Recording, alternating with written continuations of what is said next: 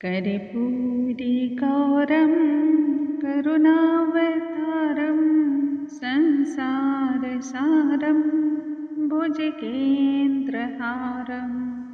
सदा वसन्तं हृदयारविन्दे भवं भवानी सहितं नमामि। श्री शिवाय नमस्तुभ्यं। हर हर महादेव। शिव पुराण की इस श्रृंखला में आप सभी का बहुत बहुत स्वागत है। महादेव की कृपा सदैव आप पर और आपके समस्त परिवार पर बनी रहे।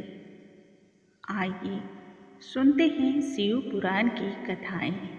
आज के इस वीडियो में हम सुनेंगे 23वें अध्याय का पाठ। इस पाठ में भस्म, रुद्राक्ष और शिव के नामों की महिमा के बारे में बतलाया गया है। आइए भोलेनाथ का ध्यान करते हुए पाठ आरंभ करते हैं। श्री शिवाय नमस्तुभ्यं। हर हर महादेव।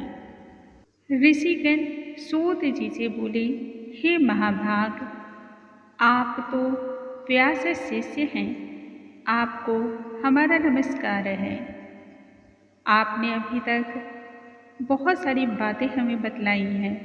अब कृपया करके परम उत्तम भस्म के बारे में विस्तार पूर्वक वर्णन कीजिए। भस्म का क्या महात्म्य है, रुद्राक्ष का क्या महात्म्य है तथा शिव नाम के महात्म्य के बारे में कृपया कर हमें बतलाइए। हमें इससे अत्यधिक आनंद की प्राप्ति होगी। इस पर सूत जी कहते हैं, हे महर्षियों, आप लोगों ने बहुत ही उत्तम और सर्वश्रेष्ठ बात मुझसे पूछी है। यह समस्त लोगों के लिए अति ही हितकारी और मंगलमयी है। आप लोग महाधन्य, पवित्र तथा अपने कुल के आभूषण के स्वरूप हैं। भगवान शिव इस संसार के कल्याणकारी देवता हैं। ऐसे में आप सभी के लिए शिव की कथा अत्यंत ही पवित्र और निर्मलता को देने वाली है। शिव की कथाएं सदैव ही आप सभी को प्रिय है। जो भक्तगण शिव की पूजा करते हैं वे धन्य और संतुष्ट होते हैं। उनके कुल का उद्धार होता है, जन्म सार्थक हो जाता है। जिन भक्तों के मुख से सदा शिव के नाम निकलते रहते हैं, पाप उन्हें स्पर्श तक नहीं कर पाते, क्योंकि वे खदिर की लकड़ी के जलते हुए कोयले को स्पर्श कदापि नहीं करते हैं। जब मुख से हे शिव, आपको हमारा नमस्कार है, यह उक्त वचन कहा जाता है, तब वह मुख पवित्र केंद्र के समान हो जाता है तथा यह संपूर्ण पापों का भी नाश करता है। यह निश्चय ही है कि पवित्र स्थानों की तीर्थ यात्रा से लाभ भी उसी को मिलता है जो प्रेम और श्रद्धापूर्वक उनके पवित्र मुख के दर्शन करता है। हे ब्राह्मणों, जिस स्थान पर ये तीनों स्थित हों वह स्थान परम मंगलमयी और पवित्र है। उस स्थान के स्पर्श मात्र से ही पवित्र त्रिवेणी में स्नान करने के बराबर पुण्य फल की प्राप्ति होती है। इसलिए शिव का नाम, शिव के भस्म और शिव के रुद्राक्ष की माला, ये तीनों ही त्रिवेणी मानी गई हैं, अर्थात 3 पवित्र नदियों का संगम है। जिन भक्तों के शरीर पर ये तीनों चीज़ें विद्यमान हैं उनके दर्शन अत्यंत ही दुर्लभ है। लेकिन यह भी सत्य है कि ऐसे लोगों के दर्शन मात्र से ही सभी पाप उसी क्षण समाप्त हो जाते हैं। संत महात्मा के दर्शन और त्रिवेणी में स्नान करना, इन दोनों में कोई अंतर नहीं है। जो इस बात को नहीं जानता वह तो निःसंदेह ही पापी के समान है। जिस भक्त के मस्तक पर भस्म धारण नहीं किया रखा है, शरीर में रुद्राक्ष की माला नहीं है तथा जो शिव भक्त शिव का नाम नहीं लेता, वह नीच मनुष्य के समान बहिष्कृत और तिरस्कृत होता है। उसका अपमान सदैव होता है। ब्रह्मा ने कहा है कि शिव का नाम तो गंगा के समान पवित्र है, यमुना के समान भस्म को माना गया है और सरस्वती के समान रुद्राक्ष को। ब्रह्मा ने कल्याण की इच्छा से तीनों को एक दूसरे के विरुद्ध तौला। एक ओर उस व्यक्ति को रखा जिसने अपने शरीर पर रुद्राक्ष, भस्म तथा शिव के नाम का स्मरण रखा है। दूसरी ओर उस व्यक्ति को जो कि त्रिवेणी में स्नान करता है। जब इन दोनों को तौला गया तो दोनों में समानांतर ही सभी कुछ था। इसलिए सदैव विद्वान भक्तों को इन चीज़ों को अपने शरीर पर धारण करना चाहिए। ब्रह्मा, विष्णु तथा अन्य देवता भी इन तीनों वस्तुओं को सदैव धारण करते हैं। इनके दर्शन मात्र से ही, स्मरण मात्र से ही सभी पापों का क्षय हो जाता है। ऋषियों ने तब इस पर कहा सूत जी से, हे धर्मात्मा, अब आप हमें शिव नाम की महिमा की 3 चीज़ों के बारे में बतलाइए। सूत जी तब कहते हैं, हे ऋषियों, आप सभी शिव के अनन्य भक्त हैं, ज्ञानी और महात्मा हैं, बुद्धिमान तथा सर्वगुण संपन्न है। अतः यह रहस्य पवित्र ग्रंथों, वेदों और पुराणों में छिपा हुआ है। इस गूढ़ रहस्य को आप सभी के प्रेम के वशीभूत होकर के मैं प्रकट कर रहा हूँ। हे ब्राह्मण श्रेष्ठ, इन तीनों की वास्तविकता भगवान शिव के अतिरिक्त भला और कौन जान सकता है, क्योंकि संपूर्ण ब्रह्मांड में सबसे बड़े यदि कोई है तो वह है शिव। मैं अपनी भक्ति से प्रेरित होकर के संक्षिप्त में उन नामों के महात्म्य को बतला रहा हूँ, जिसके स्मरण मात्र से ही या फिर जिनके उच्चारण मात्र से ही सभी पाप समाप्त हो जाते हैं। शिव के नाम के उच्चारण मात्र से बड़े बड़े पाप उसी प्रकार से नष्ट होते हैं जैसे दावानल में जलती हुई अग्नि। वे बिना किसी कठिनाई के ही भस्म हो जाते हैं, इसमें किंचित मात्र का भी संदेह नहीं है। हे शौनक ऋषियों, पापों से उत्पन्न अनेक प्रकार के दुखों का शमन केवल और केवल शिव नाम का स्मरण करने से ही हो जाता है। इसके लिए किसी अन्य उपाय को करने की कोई आवश्यकता नहीं है। जो मनुष्य इस माया रूपी संसार में शिव नाम के जप में पूर्ण रूपेण से संलग्न और लीन रहता है, वही वास्तव में वेदों का अनुसरण करने वाला पुण्यात्मा है और वही धन्य है।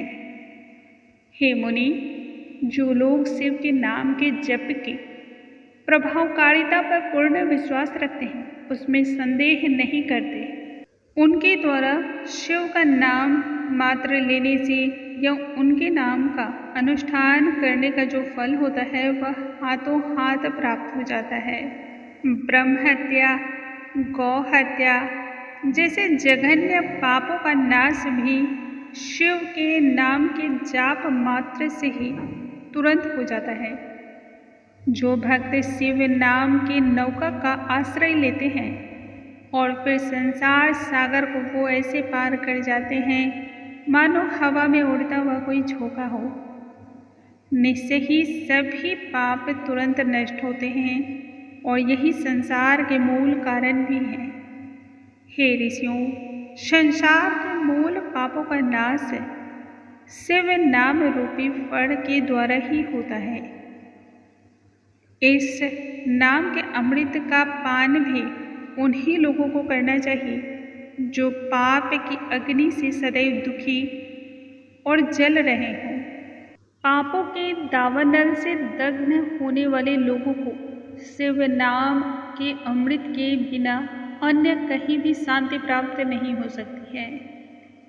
इसलिए प्रत्येक भक्त को शिव के नाम का जाप करना चाहिए।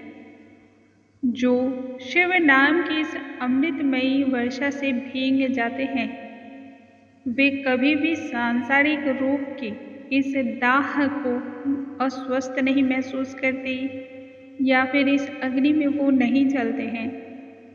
जिन महान आत्माओं ने शिव के नामों की महान भक्ति को पा लिया है उनके समान अन्य दूसरा कोई नहीं। वैसे मनुष्य तुरंत ही मोक्ष को प्राप्त कर लेते हैं। अतः हे मुनियों, समस्त पापों का नाश करने वाले शिव नाम की भक्ति भी केवल उसी को मिलती है जिसने अनेक जन्मों में कठोर तपस्या का पालन किया हो। मोक्ष भी उसी को सुलभता से मिलती है जो शिव के नामों के प्रति अनन्य भक्ति रखता हो, आस्था रखता हो और उन पर गहरा विश्वास हो। यदि मनुष्य ने एक दो नहीं बल्कि अनेकानेक पाप किए हों तो भी शिव नाम का जाप करने से वो सभी पाप से मुक्त हो जाता है।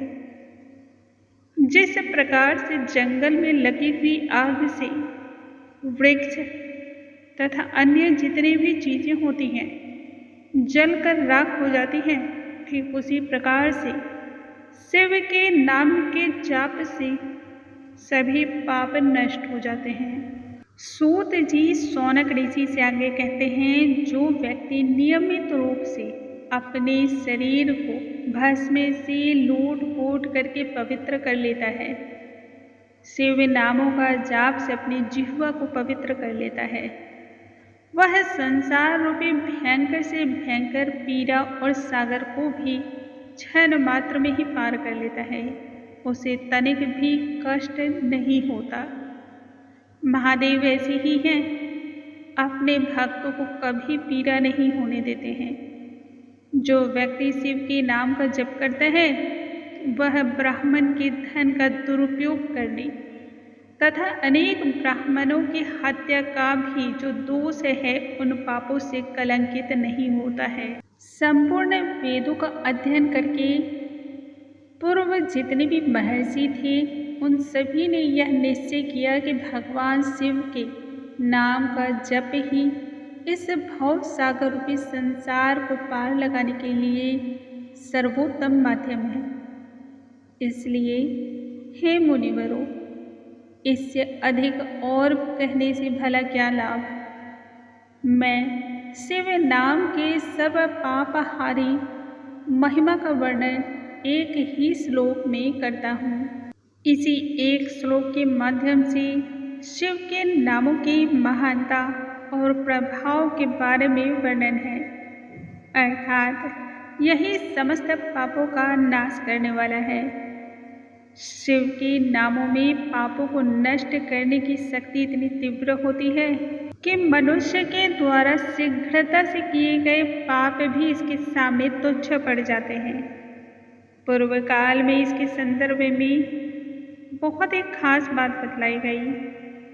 एक राजा इंद्रधुमन नाम के थे जो कि महापापी थे, परंतु शिव नाम के उच्चारण मात्र से ही, शिव नाम के स्मरण मात्र से ही सभी पापों से मुक्ति होकर के उन्हें उत्तम गति की प्राप्ति हुई थी। हे मुनि, ठीक इसी प्रकार से अत्यंत पापमय कर्म करने वाली एक ब्राह्मणी भी भगवान शिव के स्मरण के प्रभाव से सर्वश्रेष्ठ गति को प्राप्त हुई। इस प्रकार से हे ब्राह्मणों, आज मैंने तुम्हें शिव नाम की महिमा के बारे में, उसकी श्रेष्ठता के विषय में बतलाया है। आज की कथा हम यहीं पर समाप्त करते हैं। हम यहीं पर आज विराम लगाते हैं। शिव नाम की महिमा तो ऐसी है कि इसके बारे में जितना कुछ गुण गाया जाए सब बहुत ही छोटा सा जान पड़ता है। इसकी महिमा के बारे में हम मनुष्य भला क्या गुणगान कर सकते हैं। उन महादेव की कृपा सदैव हम पर और आप पर बनी रहे। कल आगे की कथा का हम श्रवण करेंगे। तब तक के लिए नमस्कार दोस्तों। हर हर महादेव।